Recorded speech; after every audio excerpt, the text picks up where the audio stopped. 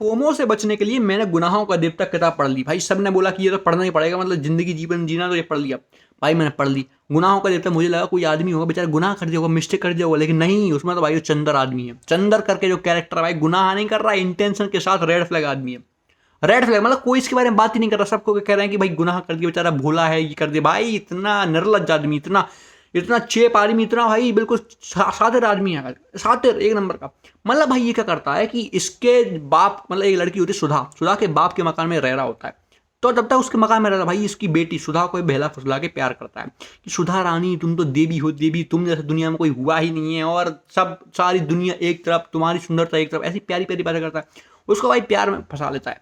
अब सुधा तो बेचारी भोली सी भाई प्यार में फंस गई इसकी, कि कितना क्यूट आदमी है ये वो। भाई लेकिन ये सातर आदमी भाई, इसको पता रहा है भाई ये देसी को हो रहा था, इसका शादी नहीं करना, तो भाई इसको बस ऐसे घुमाता रहता है। अब इसके जीवन में आती है भाई एक पम्मी करके एक औरत। पम्मी भाई बिल्कुल फटाका फुलझड़ी दिखने वाली, इसकी कभी मतलब उस किताब में लिखा है कैसे दिखती है, बिल्कुल एकदम ऐसे सेब, बिल्कुल बिल्कुल ब्राइट। भाई ये बिल्कुल बहला गया कि अरे ये क्या देख लिया। तो भाई इसकी किताब में देखो ये क्या क्या करता है, हरकत है इसकी कि कहाँ कहाँ से गर्मी ले रहा है भाई, कहाँ कहाँ ये हाथ रखता है दुनिया भर की। मतलब क्या बोलो, कुछ ऐसे बोल नहीं सकते अपन, शरीफ घर के लोग बोल ही नहीं सकते ये चीज़ें, पर वो सब किया उसमें। अब ये भाई लेकिन उस पता है इसके बाद क्या करता है, सुधा के पास में जब ये जाता नहीं सब चीज़ें करके, सुधा के पास में बोलता है कि मेरी गलती मेरी नहीं थी, क्या पहना था क्या, मतलब ऐसा प्रूव करता है कि भाई मेरी गलती नहीं है, मैं तो बस कर दिया, मतलब नॉर्मल है मेरे, मतलब भाई रिग्रेट सा शो करता है। बेचारी सुधा इसको माफ कर देती कि यार कोई बात नहीं baby, this is normal and this is ठीक है।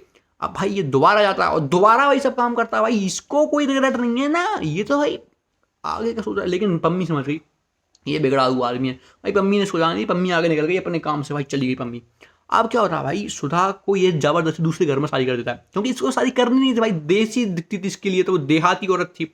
इसने भाई इसको छोड़ दिया सुधा को और दूसरे घर में ब्याह दिया जबरदस्ती कि सुधा तुमको मेरी खातिर जाना पड़ेगा। बेचारी सुधा से वो प्यार करती थी, चली गई भाई कि भाई अच्छा कुछ सोचा होगा, चली गई। भाई सुधा मर जाती है वहाँ पर जाके, बिल्कुल उसको प्रताड़ित किया जाता है, परेशान किया जाता है। सुधा बेचारी भोली सी लड़की मर जाती है, सुधा मर जाती है। अब भाई कोई भी आदमी इतने के बाद तो भाई सोचेगा कि अरे सुधा मर गई, मेरी कारण मर गई, अब मैं कुछ नहीं करूंगा, मैं तो रोऊंगा फूट फूट के। नहीं भाई, एक कजिन होती सुधा की, वो इसके घर में रहती है, सुधा के बिनती।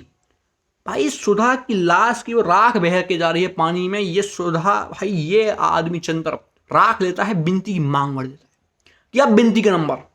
भाई कितना क्रीप आदमी है, और मतलब इसके बारे में लिख दी किताब कि अरे ये तो भाई गुनाह कर रहा है बेचारा, भोला सा इसके साथ तो हो रहा है। अरे क्या है भाई, बुद्धि नहीं है इतना, वैसे तो सारी थ्योरी लिख रहा है, थीसिस बना रहा है, पीएचडी कर रहा है, भाई सब पता था इसको, चालें चल रहा था, चालें एक नंबर का होशियार आदमी।